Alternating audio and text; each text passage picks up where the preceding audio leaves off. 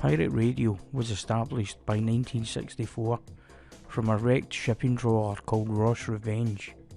The ship was purchased by Radio Caroline and converted into an offshore radio station with a 300 feet antenna mast and a 50 kilowatt transmitter. At the time, pirate radio was banned here in the UK, but as a newly rigged out Radio Caroline was outside the UK jurisdiction under the Wireless Telegraphy Act 1949, this is where our journey begins. Over the last 60 years or so, dance music in London has been a phenomenon.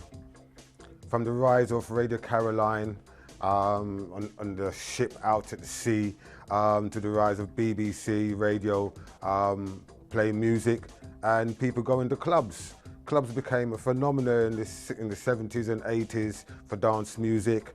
Dance music continued and morphed into a club thing where the clubs came out and people was going raving and so on, right? And to get people to the raves, they needed to listen to radio stations and information of where they're going to go for the weekend, where they're going, where they're going to rave, what clubs doing it. And Pirate Station was born in London. And what we have now in London is a phenomenon where London radio stations is more popular. Pirate Station is more popular in London than the mainstream radio stations because they do something special for the youngsters, for the clubbers. They give them information, where to go, where the DJ is going to be at, and so on, right? So you come into the 90s now, right, where jungle drum and bass has taken the scene over in London, and everybody wants to go to a jungle drum and bass rave. And everybody wanted their rave, the promoters wanted their rave pack. So they used to go to the pirate radio stations and put an ad on there. And they was guaranteed to get their jam, their rave jam. Music became a phenomenon. In this documentary from 1990 to 93, we'll be talking about the drum and bass jungle era, where we will be taking you back to interviews with the DJs, the producers, the promoters and the labels that dominated the scene in the early 90s for drum and bass jungle. And from there we will take you on to the early 90s, the early 93s, to the 97, where UKG, Garage came into the scene, and from there we will take it on to the present day, where Garage is still 30 years down the road. Garage is still a predominant music on the stage today. Some of the names that people we're gonna interview in this documentary that will take you back to the birth of UKG, from the back room in drum and bass in the early 90s, 93s, right up to present day, where we took it out of the back room, the chill out room, onto the main stage, and make it became a phenomena in London music's dance scene. Like I said, we will be talking to the DJs, the promoters, the labels, the people who made this story. We'll be interviewing them, how they rose to fame.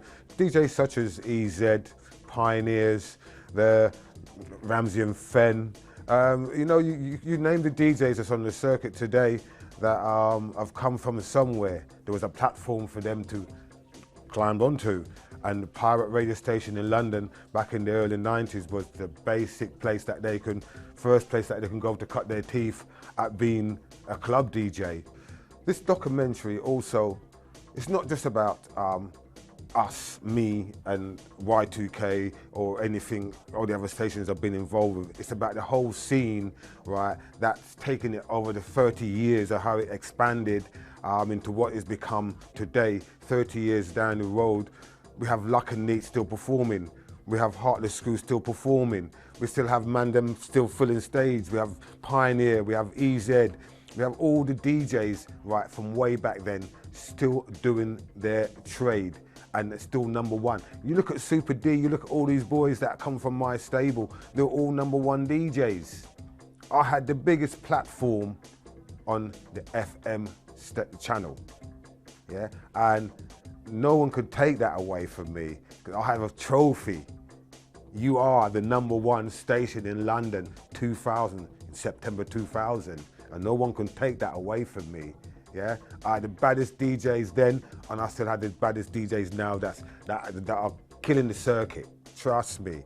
This story is about the untold scene of it, right? So if I'm looking for footage, you know, footage of the old garage raves from the 90s, the early 90s, where we didn't have mobile phone with cameras and so on, right, to take pictures and so on, right? So for this documentary, we're asking you, the ravers out there, right, if you was there and you have any anything on TDK, on tape, on the camera, or any form of any so that we can use this for this documentary to tell your story.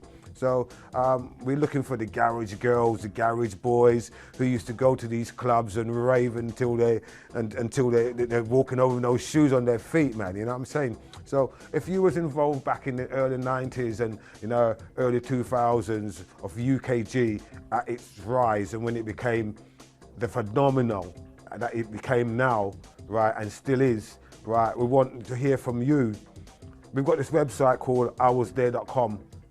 And if you have any footage and so on that you want to send to us, right, or even get involved yourself, if you was there, you want to tell the story, you want to say, yes, I was there, you know, I remember that, yeah, I was there, I got the banner, I got the flyer, I got the wristband still, right, if you was there, right, and you had a good time, you ain't gonna forget this, right, so I'm asking you out there, yeah, all the ravers from the 1990s, early 90s, and so on, 2000s, if you got any memorabilia of what you did, and you can show it to these youngsters of today, yeah, we want to hear from you.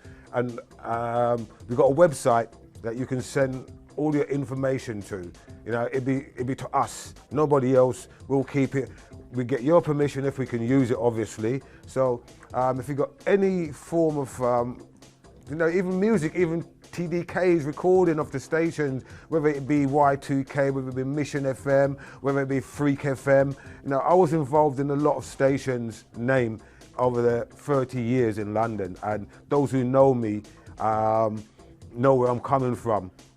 And I know that you have the respect to recognize who I am and the DJs that came through my wings, right? So I'm asking you DJs out there, some of you still doing good, some of you not doing so good. You got some memorabilias of Y2K, of Mission FM, of Chicago FM, of Radioactive FM, or you can go back further. You know me, I'm from Freak FM, one of the original Freak FM founder. So if you have any of them, any form of ID or memorabilia that you can send to us for this documentary, we want to tell the story, the true story of the underground and where it came from and the people who made it what it is today. From the DJs, the Norris the Boss, the Creed, all these men are foundation in this what it is today. And so many names I could mention, but I'm only mentioning a few in this one. I'm going to keep it for the documentary, so I'm not giving everything away what you're going to see. It's coming from the people who made the story, not the people who wrote the story. So I want some information from you and all the stuff that you can send to this website.